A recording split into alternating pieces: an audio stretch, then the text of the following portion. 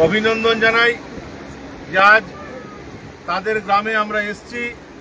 তারা এত বেশি সংখ্যায় এসছেন, তারা মোদিজির সমর্থনে সবাই দাঁড়িয়েছেন। দেখুন,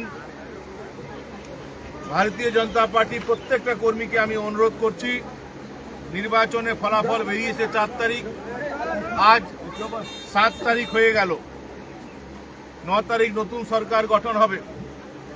কিন্তু নিজের এলাকা পরিষ্কার পরিচ্ছন্ন রাখার জন্য মোদিজি যে মূল মন্ত্র স্বচ্ছ ভারত, সে দায়িত্ব আমাদের কর্মীদেরকে নিজেদের কাঁধে তুলে নিতে হবে।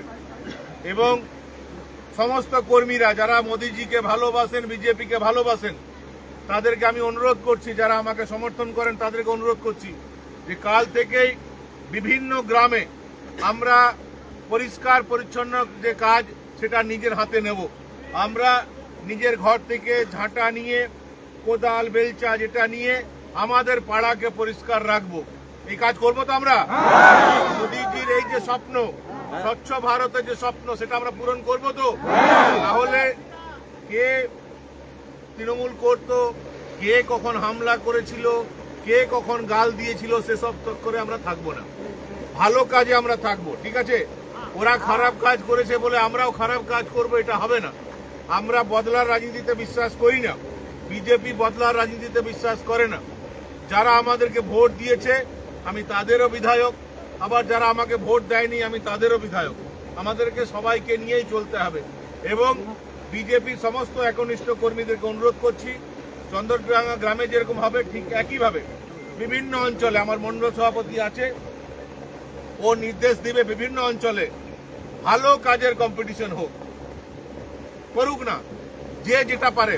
যারা যারা বিজেপিকে ভালোবাসছে, নিজের অঞ্চল পরিষ্কার করো, নিজের রাস্তা পরিষ্কার করো, নিজের অঞ্চলের সমস্ত এলাকা পরিষ্কার করো। এবং আমরা পাণ্ডবেশ্বর বিধানসভাকে একটা স্বচ্ছ পাণ্ডবেশ্বর করে মোদিজিকে উপহার দেবো। এটা করবো তো আমরা? মোদিজিকে এই সিটটা আমরা উপহার দিয়েছি। এরপর স্বচ্ছ পাণ্ডবেশ্বর, ক্লিন পাণ্ডবেশ্বর, গ্রিন পাণ্ডবেশ্বর, সেটা আমরা মোদিজিকে উপহার দেব। এবং সেটা আমাদের যে কর্মীরা, তাদের সহযোগিতায় সম্ভব, একা কেউ পারবে না। আমরা করবো তো এটা? তাহলে কাল থেকে বিভিন্ন গ্রামে যারা মোদিজিকে সমর্থন করেন, যারা বিজেপিকে সমর্থন করেন, তাদেরকে অনুরোধ করছি, কাল থেকে বিভিন্ন গ্রামে আপনারা এই কাজে নেমে পড়ুন। সবাই সুস্থ থাকবেন, সবাই ভালো থাকবেন। আর একটু মিষ্টি মুখ করা ভিতরে নাকি আজ আমাদের ছেলেরা